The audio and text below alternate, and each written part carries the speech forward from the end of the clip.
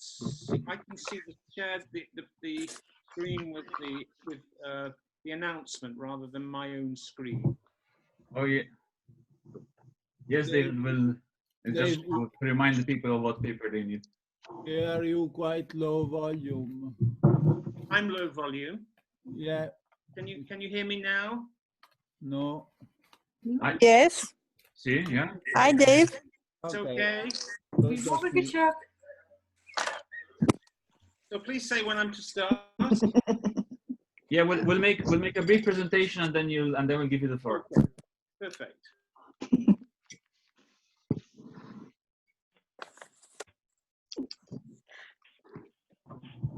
Marcello, iniziamo? Possiamo iniziare? Iniziamo. Let's start. Benissimo. Ok. Allora, buongiorno a tutti, è un piacere presentare un origamista di fama internazionale, niente poco di meno che ho il piacere di presentare David Brill. Basta, posso anche chiudere qui. No, giusto qualche notizia. David Brill è cominciato già da piccolo, ha cominciato a spiegare, però nel 1970 si è avvicinato in modo deciso agli origami.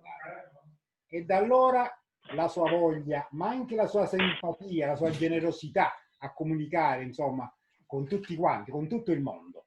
E a noi italiani ha fatto sempre piacere perché è sempre stato ai nostri convegni. Lui fa di tutto, dalle figure umane, soggetti animali, figure animali, scatole, modulari. È anche un grande pittore ad olio e infatti è diventato presidente della BOS, della BOS praticamente. Chiaramente ha fatto un libro che forse quasi tutti abbiamo, Brilliant Origami. Ma adesso non voglio togliere neanche più un minuto di spazio al nostro David Brill, al quale do la parola. Ciao David. Buongiorno a tutti. Buongiorno. Everybody. Good morning, everybody. So I hope you're ready to fold something. This little angel, which I've advertised, un piccolo Angelo. I'm going to change my camera so you can see it. Yeah, if I can interrupt you a moment, David. Here it is. If I can interrupt you a moment. Per gli italiani ci saranno I sottotitoli, the closed caption. And it has Thanks, David. colored, only a little bit of color is shown, but we're going to use paper which is ordinary origami paper, 15 centimeters square. And I'm choosing blue because it shows up quite well on the... So I'm going to tell you a little bit of history about this angel before we start. So it really started many years ago when I designed this model, which is a fairy. And this was made because I was hoping to go to Japan for an exhibition of fairy painting, and I hoped that I could combine some origami, but the trick never materialized. But I still have the nice model, which you can find the diagrams for on my website. And it's well known. Lots of people have folded this.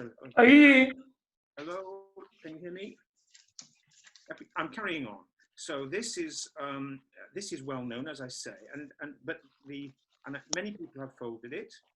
But it was not until about 5 or 6 years ago when I went to Colombia in South America, and I met a man there whose name was Alexander Oliveros. I just get his exact name because I never quite remember. Alexander Oliveros Avila, and he's a prominent folder in Colombia. And he told me, look, Dave, if you don't fold the fairy's wings, you can make a very nice angel. Excuse me. I mean the legs. Hello, yes. Can you speak about a bit louder, please? Sure. Because we don't listen very well. You can't hear me very well. Vedete il vostro volume, perché noi lo sentiamo abbastanza bene. So maybe can you hear me better now? Yes, a bit better. A bit better. Maybe I can just Better. Maybe I can just change my sound settings.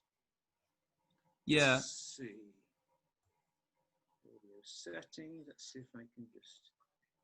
It's maximum. Okay. I'm reporting what the people say in the chat. Okay. Okay. So listen, I'll speak very loud. I'll shout. Okay. That's fine. Is it okay now? Don't ruin your voice. Yes, now it's okay. Okay, I speak loudly. Okay, so anyway, so this really, I can't take full credit for the design. It's Alexander's idea, but recently I thought maybe I should try his idea. And I made a few variations, and this is the basic one which we're going to do today.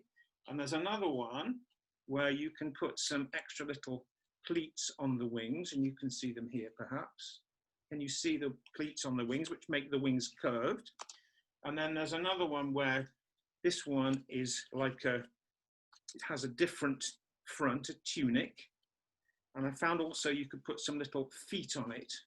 So there are many variations on the theme. And then there's another one which I made, which has a colored dress. But we're going to do the very basic one. This one I think I quite like, which also looks a bit more like a male angel. These ones look more like females. But anyway, this was the final one that I did, with sort of shiny paper. And if you want to put this on the top of your Christmas tree, you can put the Christmas tree in the into the body, and you'll find that it holds up quite well. So we're now going to have a go at folding this thing. So we're going to start with a standard 15 centimeter square, which is blue, in my case, blue on one side and white on the other. I hope you can all see that. And can you hear me better now? Okay, so I'm going to keep shouting until you tell me to stop shouting. You're saying the sound is much better now. Sound better, okay. Right, so let's begin by folding the paper in half, side to side, so that we line up the opposite edges. So I hope you have your paper all ready. Here. And I'm going to crease across like that. And I'm going to leave the paper folded in half this way. Are you going, Dave, are you going to fold the blue angel or white angel? It's going to be a white angel. So make it this way. This is how this will end up with this color orientation. Okay, so we start like this, but the only part of the color that will show in the final model is the part which is the hair here. Thank you very much. Okay? So start like this, and we need now to fold back one of these layers. We're going to convert it from blue to white simply by folding the edges to the crease line that you've just made. So this is on one side. And then having done that, we do the same thing on the other side.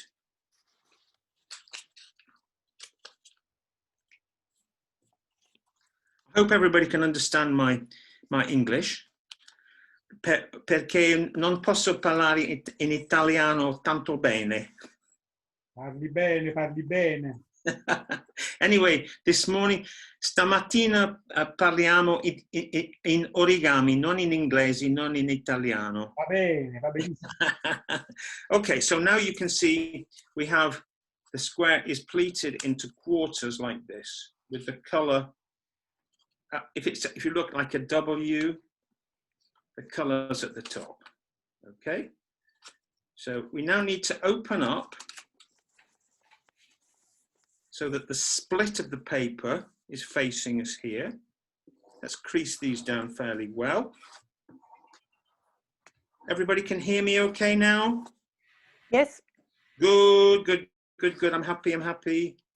Yes. So now I'd like you to fold all of this in half, taking the short edge to meet the short edge.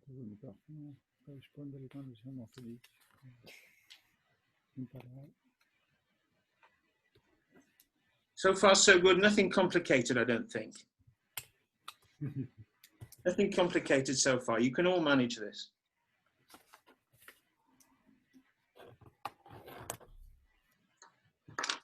Everybody done that? So the next thing we're going to do is to take just one of these edges here, which is actually 2 layers of paper, front, left and right. And we're going to fold it back towards us so that the edge, once again, lines up with the folded edge that you made in the previous step.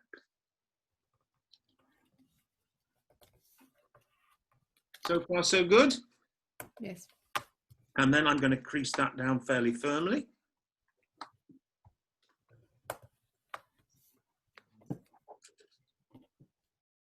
So it now looks like that from the side. Okay. Ok. Moving on to the next step. I'm going to put my finger under this corner here, right into, as far as I can, into this pocket here. This is a knitting needle. This was a very useful tool, which we had an online convention for BOS recently, and Michael Lafosse, one of the teachers, he was very good, and he had a tool which was a knitting needle, and my wife has plenty of these, as you perhaps know. So what we're now going to do is lift this up and squash the paper so that this squashed edge lies along the central vertical. And I'm going to take my time, take your time, and make this really nice and sharp crease so that it's a clean point at the top here. So far, so good? Yes. Yes, good. This is what we want to hear. Then I'm going to squash it at the other side too. So we've got this triangular shape. Okay, and I'm going to repeat the process on this side, on the right-hand side. I'm going to lift up this corner, lift up this edge, should I say, and once again, flatten it down so that the raw edge here of the paper, the raw edge, lies vertically along the center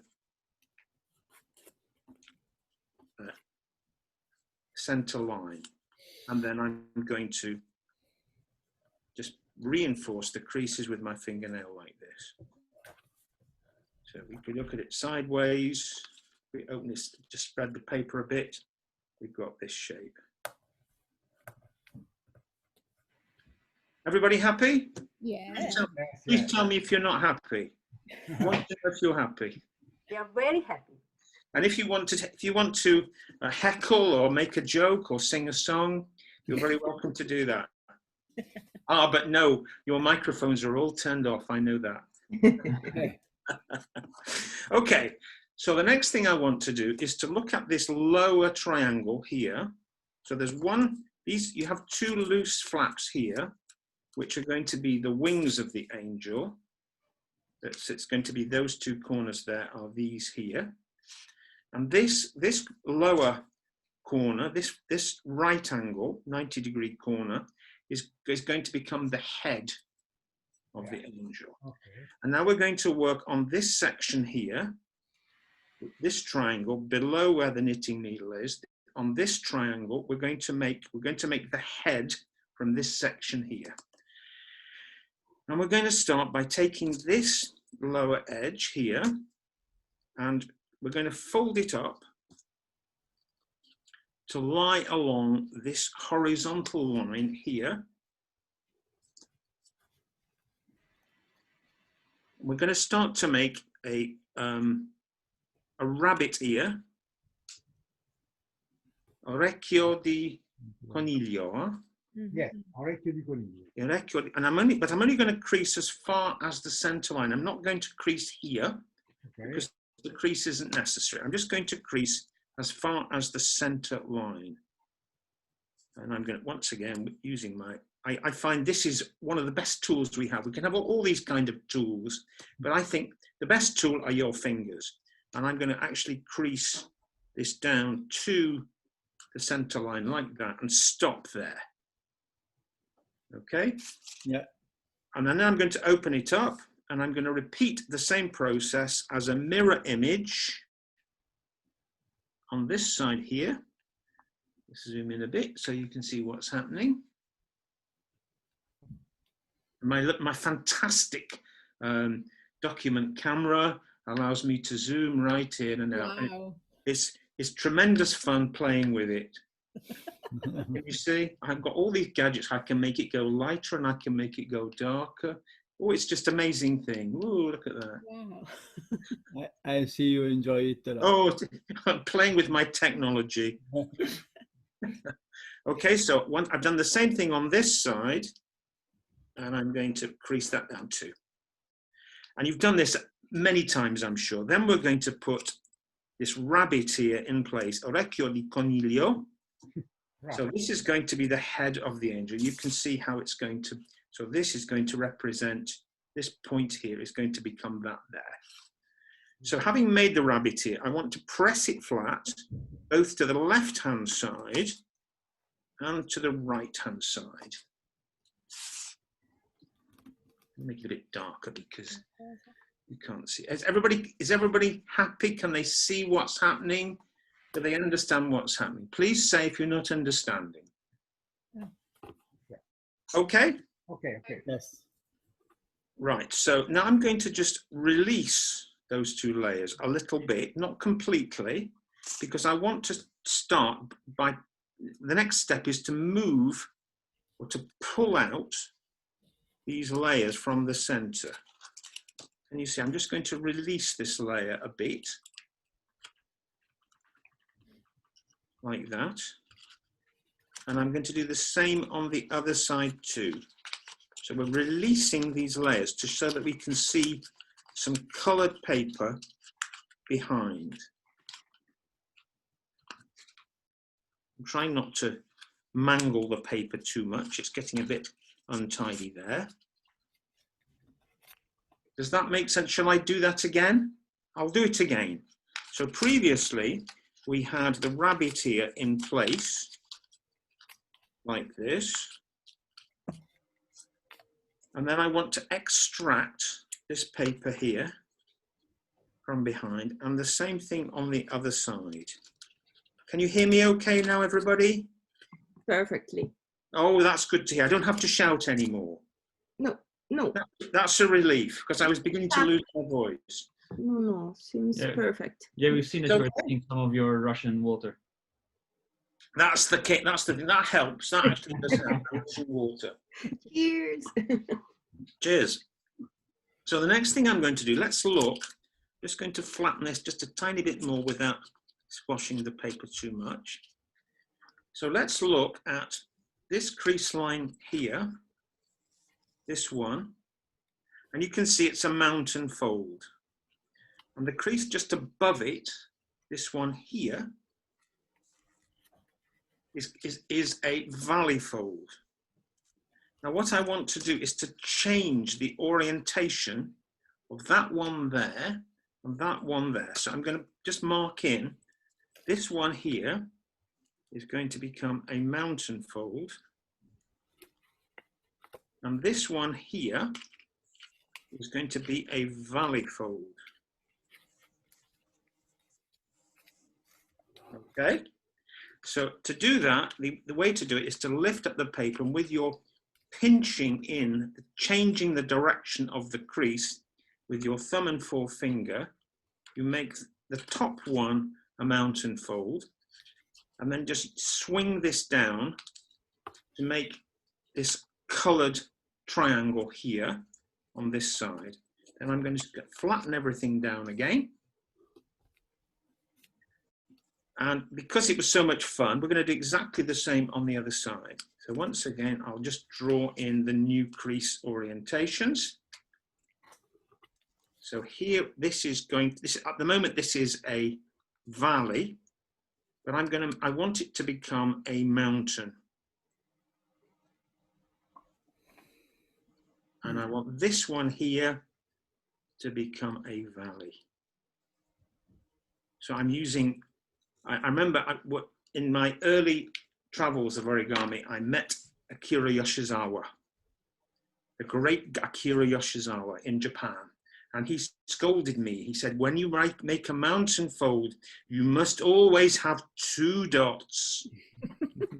And he was very strict, and he said the BOS, they are very bad because they only use 1 dot for a mountain fold. And I've never forgotten this rebuke Wow. from the Grandmaster. So I always now use 2 dots for my mountain fold. Yeah. Okay, so having a little bit of a lecture and a story, we now replace those creases, but with their new orientation. And we now find that we can see the head of the angel, which is there. How are we doing for time? Oh, we've got plenty of time. We can probably make 4 angels in the time we've got. So I hope you're all managing to keep up. Yes. Yes. Okay. So the next thing to do is what? Oh yeah. So we should move the head over to one side or the other. I don't mind whether it's to the left or to the right. I'm going to put it on the right, just to like that. Now I'm going to unfold all of this from behind. I'm just going to zoom out a little bit so you can see the whole paper. Okay. Now then here you can see this is an existing mountain fold. I want to reposition that mountain fold so that it lines up with the top of this head triangle. So I'm going to lift this up.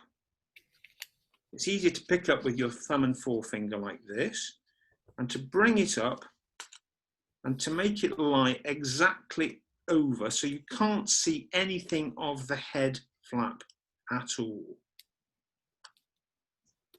And if you turn over, you can see it's like that. And I'm going to use my thumb and forefinger just to pleat that in place like that.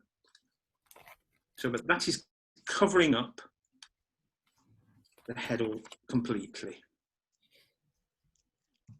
So far, so good. We continuiamo. Yeah, continuiamo. Okay. Yes, sir. I'm very happy. You're happy? This is what we Yeah. want to hear. I like it when people are happy. Right, so having made that new fold, I'm going to just unfold it temporarily. Now I'd like to look at the center of the crease that we've just made. We just put in, oh no, we didn't, we just put that crease in. The center of this crease here. This is a mountain fold. Just going to mark it with my pen. So from that point there. Now what I want to do now is to connect that point which I've just marked with this bottom corner here, where I'm showing you with my pen. And once again, we need to connect it with a mountain fold. So I'm going to draw it in 2 dots, remember, as the master told me we must do. Like that. So the way to do that, once again, you pick up the paper and use your thumb and forefinger just to start to squeeze in the crease. And obviously, if you're doing a mountain fold like this, you need to see where it begins, which is here, and you need to see where it ends over here. I'll explain why 2 dots later.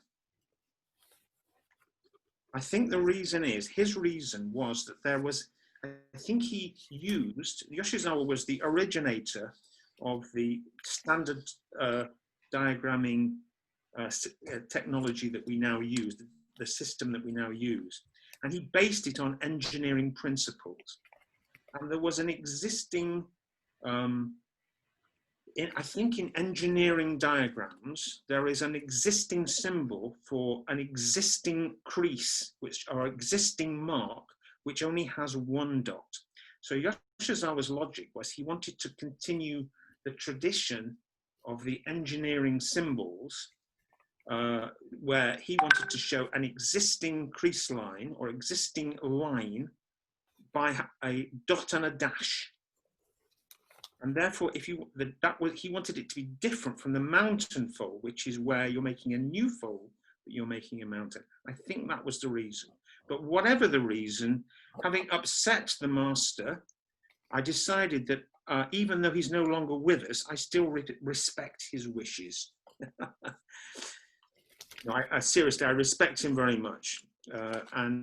Although he was not the easiest man to deal with, I mean, I think his work was second to none. He is, I hear a lot of his principles and his ideas when I'm folding all the time. One of the things he said, you should always fold in the air like we're doing now, because we are in full contact with the paper. And the table, if you're always folding on the table, somehow it makes it more difficult because you're not in full contact with the paper. And the table applies a certain unwelcome influence in the whole process. It's a bit theoretical, but I think I understand what he meant, because if you've got the paper holding in your fingers on both hands, then you're in full contact with it. And it's a complete dialogue with the material that we're using. So I respect that point of view. And I actually find that once I've made initial creases, or even in a simple model, it's not necessary to always rest on the table. If you want to be very precise, yes, then you will. But I think Yoshizawa, a lot of his work was very free, very open. In fact, I will just have a little break. I'll show you an original Yoshizawa that I have here.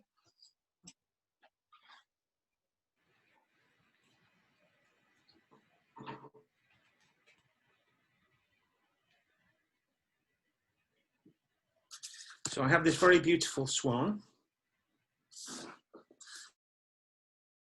which is an original Yoshizawa. And here is a picture of me and him. Some years ago, you can see I've got slightly different colored hair in those days, but here we were drinking beer in his studio. And I have a letter here, which I keep very carefully with me. There's some other pictures of me and Yoshizawa, etc. This is all by the by. Anyway, this is all history, but this is a very beautiful swan, as you see. This was made by Yoshizawa. You can find on the internet some videos of him actually folding a model like this. You can tell that it's his, because in here, there is his signature. So this is a very precious possession of mine. There are not too many of these, so I'm very proud and happy to have an example of that. So you can see how very three-dimensional it is. It's not flat. All these folds are soft. Yes. So that's that. Anyway, back to the tool. I've lost my thing. I've dropped it on the floor. So we'll carry on with this. So we've now put in these two mountain folds with our two dots, which connect this corner here, this point here with this corner here.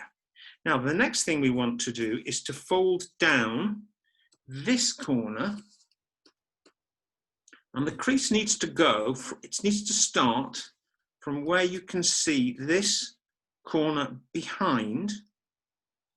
So the crease is going to go, if you can see where this edge is touching this side, and we need to connect that with a crease like that, which runs from, I'm going to draw it in.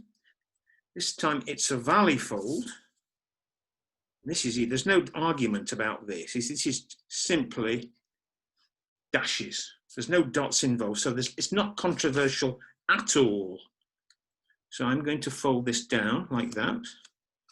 So I folded this paper down as far as it will go. If you fold it too far, then this kind of thing is going to happen. We don't want that to happen. We want it to be absolutely to the corner, that corner behind. And the crease should end at the center, which is at the end of this split in the paper. Once I've got it in, I'm going to crease it down. Okay, and the same thing on the other side. Is everybody happy? I want to know if you're not happy. Looks like, yes. Everybody are happy. Hold. Is there anybody not happy? And I recommend that the Russian water is very, very useful for making yourself happy. Vodka water. Yes, vodka. Yeah, Vodka. It's not vodka. It's not vodka. Okay, so we now have that little shape. You can begin to see how we're almost there. It's not really a complicated model. So what happens next? So the next thing we do, in the center line here, we have an existing valley fold. This is a valley fold which goes from this point here, which we've been referring to a lot. This is a valley fold. Now, I'd like to make that into a mountain. To do that, I'm just going to squeeze it in, changing the central valley, central mountain into, sorry, the central valley into a mountain. And as I do that, the layers are releasing from behind here. Can you see that? OK. So, c'est un vrai plaisir de plier avec vous. Moi aussi. We have French as well. So having done that, the paper will stand up. But in fact, to make it symmetrical, we need to put new creases, which will go once again from this central point in between this mountain and this valley that we've already creased. So the way to do that is to press this layer together in the center and swing this paper. This is the skirt or the part of the cloak of the fairy. Swing it to the left and to the right. And as you're doing it, check on the reverse to make sure that the creases that you're making continue this line at the back, to the right, to the left. And when we're happy, and it's all the layers are aligned tightly together, front and back, you can crease it down flat. Okay? Okay. I hope that's clear. Shall I do it again in case anybody didn't understand? Anybody need me to do it again? No? We're going to move on. Yes, no. Again, please. Yes. Again, please. Right, so let's go back a few steps. So we had that. Then we decided that we would make this central, that was a valley fold before in the center. Now I'd like to make that central crease into a mountain fold so that this paper is now sticking up out of the table or sticking towards us. Can you see that? Now, in order to tidy things up, we need to put our fingers, bring them towards each other into the center so that the layers here are tightly against each other. And then you need to swing this rectangle of paper down to the left and down to the right. At the same time, we're putting in a new crease, which is here, which looks like a valley on this side. And if we swing it over to the other side, it's a valley on that side too. And it's a continuation of this line. So you can make a straight line using my knitting needle along that point. And if you turn over, you can see that this valley fold that was on the other side is this side from a mountain fold. And you can see that everything is tightly together, and the creases that we've made in the last step are all lying along the central axis of the paper. Is that a bit clearer? So if we turn over to this side, we can then separate the cloak or the dress of the angel and squash it down. There's no new creases. We're simply rearranging the paper again so that it forms this dress shape. How are you doing? How's everybody? Is everybody happy? Super Yes. happy. Very happy. Good. I'm just going to get a bit happier and give myself a little bit more of that nice water. Vodka lemon. Water, vodka and lemon. Okay, so we move on a bit. We're running in good time. So the next thing I'd like to do is to hide this corner here underneath the head again. So I'm going to lift this up and put it underneath there like that. So we now can see the head emerging from behind these arms. Mm-hmm. Okay, got it. You speak a fantastic origami language, David. Okay. Next thing to do is we have to accentuate, to emphasize the shape of the arms. So this line here, can you see for this point here, this is where the hand of the angel will be. And there's an existing folded edge which runs along here, then it disappears underneath there. What we need to do is to put a mountain fold through all the layers, and I'm going to put in my double dot mountain fold just to show you what I'm doing. And it goes from here, like that. So can you see? So I'm going to fold that. That's in fact, the mountain fold is going to continue. In fact, I'm folding all of this material behind from the top of the head to the arm here. So I'm going to fold all of that back like that. And I'm aiming to make a very sharp point here so that we've got, this is going to be the hand of the angel. You can see we've made a shoulder here, or the back of the neck, and this is the arm. Okay, and I'm going to do exactly the same thing on the other side.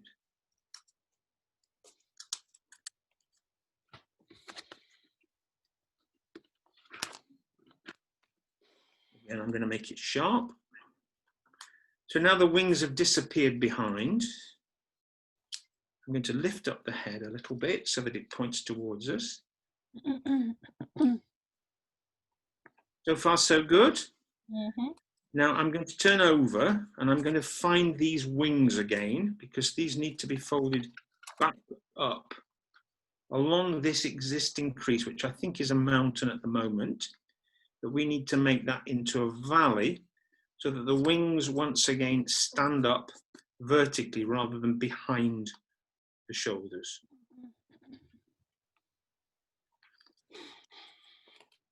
Okay, so now if we turn over, it's looking like that.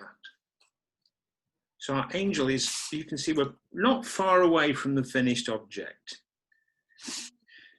So we're going to put in, the next thing I think we're going to do is I'm going to zoom in a little bit on my magic machine to show you what the head looks like. Let me focus a bit. Right, there it is. So you can now see the head, which is all coloured. If you look in the centre, it's made of 3 layers, this head. It's got a coloured triangle here. In the centre, there's a white edge, which is folded, and it's white on either side. And on the right-hand side, there's another coloured triangle. Now then, in order to make the head 3-dimensional like this one, what I need to do is to find the pocket, or the space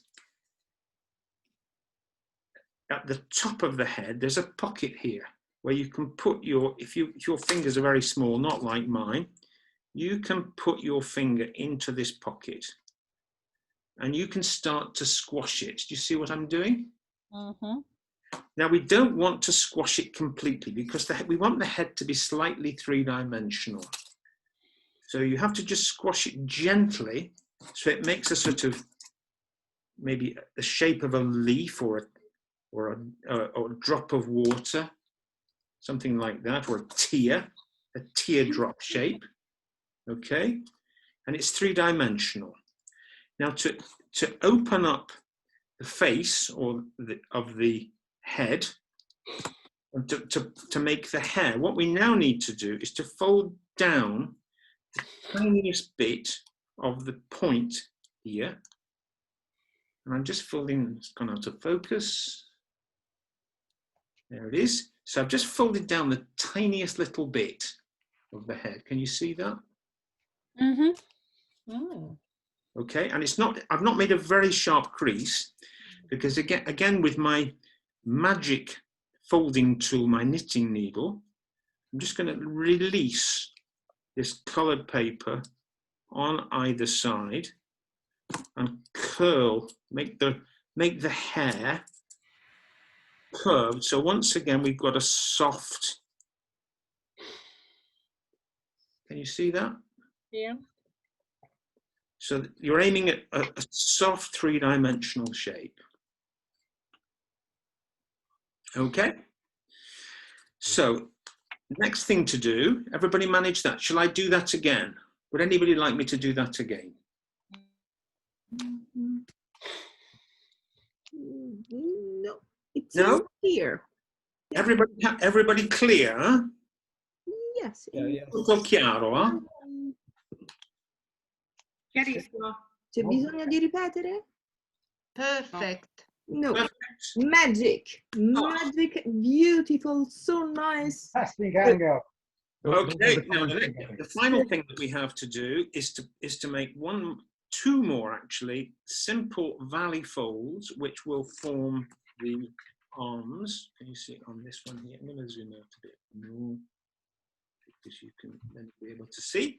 So I'm going to make a crease which goes from where this layer finishes, and that crease is going to go down to this point here, where there's an existing crease coming down. And in fact, if you just bend this paper over, you can see that behind there is a layer. And all we need to do is valley fold along here. And the effect of this is that we make the shape of the arm of the fairy, or sorry, the angel. I get a bit confused. It started life as a fairy and it's now become an angel, thanks to Alex Oliveira. Now, having done that, we do the same thing on the other side here.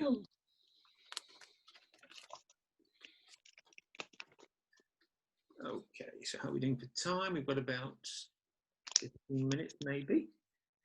So it's almost finished.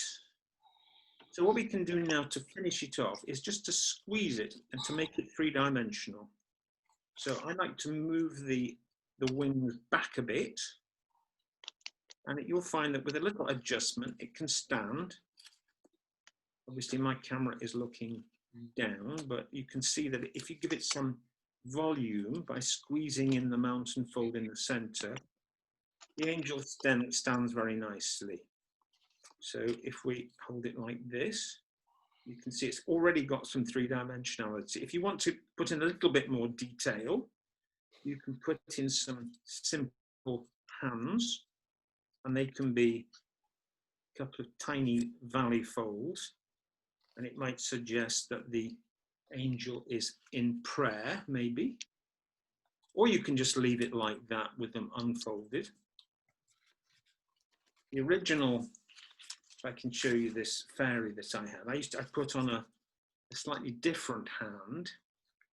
So here there was a little curve, so it suggested here that could be the thumb of the fairy, and this is like the hand curved round. It's only a suggestion, but here I thought maybe it's better if it's simpler. This is the form of this model is very, very simple. Now, if you like, we've more or less finished that. The fairy's finished. I could show you how to make this other variation with the pleated wings. I don't know if you can see this is quite small, but we can do that if you like. I think there's probably time. Is there time to do that? You have 10 minutes. I have time, right. So let us look. I'm going to clear all these other things away. And let's look at this wing shape. Maybe if I take another sheet. This is much larger, so it's larger scale. You don't need to take a larger sheet, but I'm just doing this so that it makes it completely clear for you. So I'm going to take another sheet, which is a magnified version of the wing. So that is the equivalent to that. In fact, we can make two wings. We can do that. See, so well, it isn't quite, the orientation of the paper is slightly different, but never mind. So what we need to do is, if we compare this So this is a magnified version of that. Yeah. So the first thing that we need to do with that is to fold the tip down to the bottom there like that. And I've already done that on the other sheet. So I folded it down like that.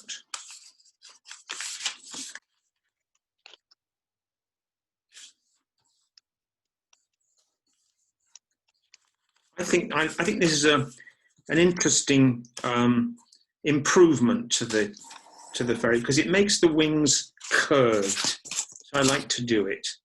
See what's happened on this one. It gives a suggestion of, if you like, feathers. I don't know if angels have feathered wings, but maybe they should.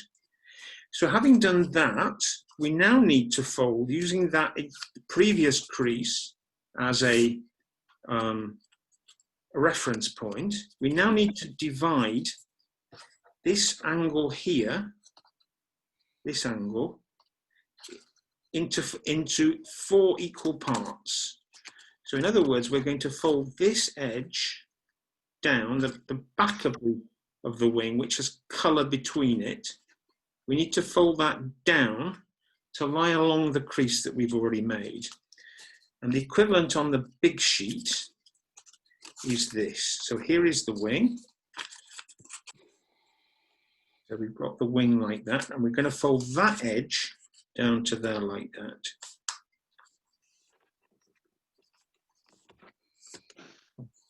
Dave, do the folds have to be sharp folds or soft folds? Yeah, sharp, really sharp.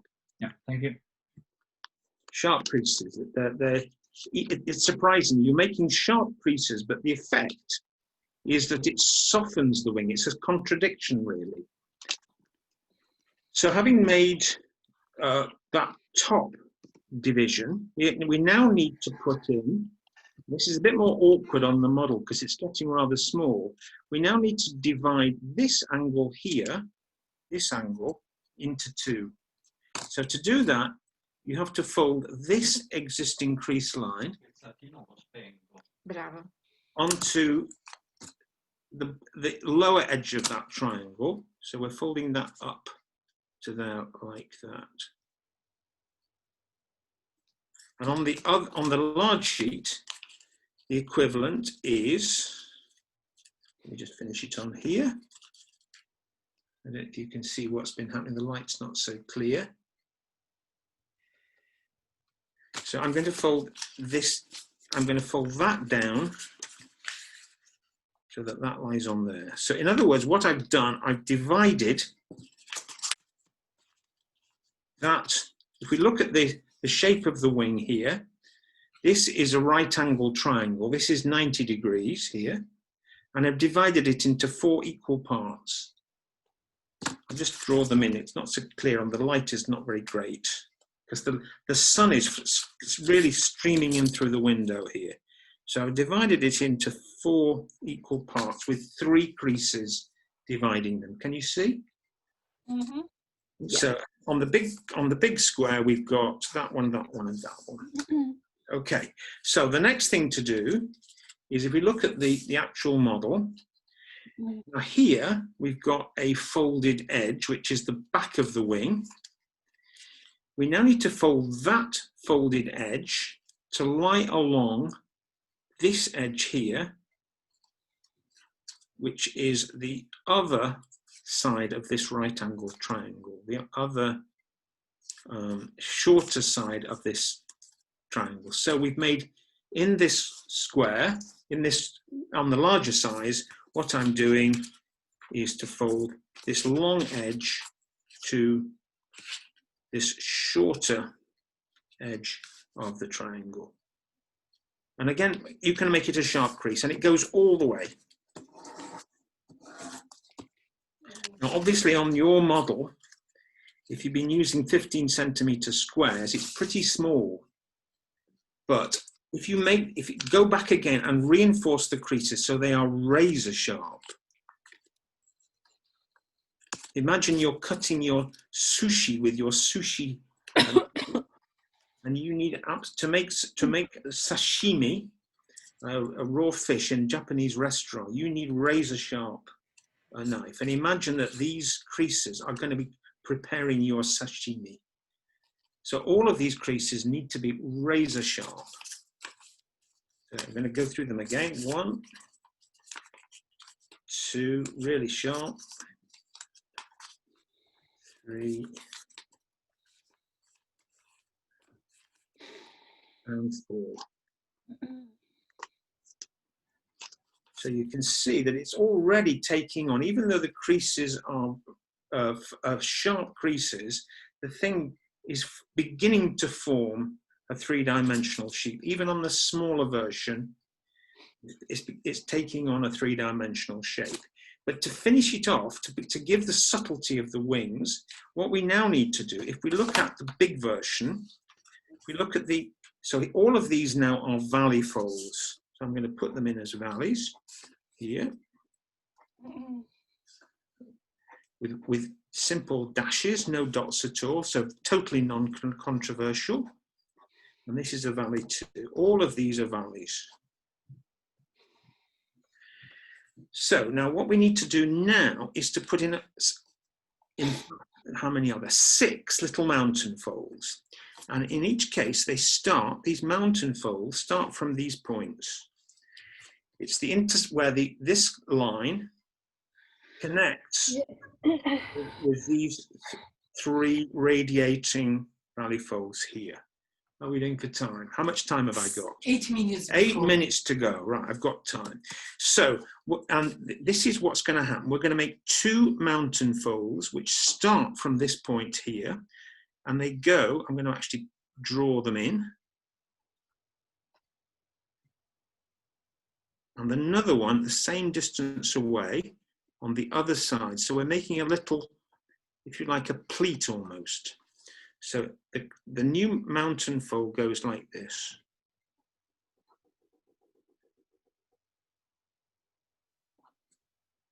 And another one here.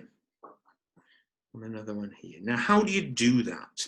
It's not so difficult. If you turn over so that you can see this side, we're looking, these are the 3 points that are the starting point for these creases. And I'm going to hold this, but this is the large size paper, and I'll do it in a second from the actual model itself. And I'm going to start by just putting my thumbs either side of this existing mountain fold. And I'm just going to start pushing the paper together so that I'm beginning to suggest new mountain folds or new valley folds from this side. And then I'm going to just push that in like that and fold it in each direction. So if we then turn over, we can see that we've made, if we look at the edge, we've got a little V shape here. And I'm going to do the same thing on the next one, exactly the same principle, but because it's a narrowing point, a narrowing angle, obviously the shape of the little V shape is a bit smaller. And of course, the final one is here. I'm going to use the same principle to squeeze together that and that. Right, so that was my large version. And you can see now, because of all these creases here, even though they are sharp creases and straight lines, the effect is that it's made this rather subtle curve. And remember that these V shapes don't go all the way to the center. They stop at this central axis. So let's translate that onto the tiny version. And I'm going to zoom in a bit so that you can see what I'm going to start with the most difficult one, which is the smallest here. And I'm going to put my 2 thumbs on either side of this little mountain fold. And I'm going to fold it over in one direction and fold it back in the other. 1, 2, like that. So that's the most difficult one done because it's the smallest. Then I'm going to go to the next. And I'm going to do the same thing with that. And the smaller you can make these little V-shaped eyes, the better it will be, the more elegant it will be. And finally, the most easy one, because it's the largest, at the end there. So the end result is that I have this curved wing shape. And you can see that when the thing is put back in place, it formed a very subtle, elegant, curving wing shape, which kind of suggests feathers. Very elegant. Now you can choose whether you stop with the very simple form where it's uncreased, or you can put these little V-shape darts or pleats in just one half of the wing. You can see here that these little shapes only go as far as that central dividing crease in the center there. So I actually quite like that improvement. So on this is another one which I made earlier, where you can see that the little pleats or creases are forming that much more elegant wing shape. Fantastic, David. Un applauso a David. Thank you, David. Show your model. Fate vedere i vostri modelli adesso. Nice, very nice. Bene. Bravo! Io l'ho fatto azzurro. Facciamo vedere questi angeli. Ecco. Bravi. Bravo. Grazie. Everyone was amazing. How you clear? You can explain. Yes. Grazie. Wonderful. Thank you, Dave. Grazie. Bravo. Molto bello. I'm really sorry, but we have to close this room. See? David. Thank you, Dave. Thank you, Dave. Grazie Dave.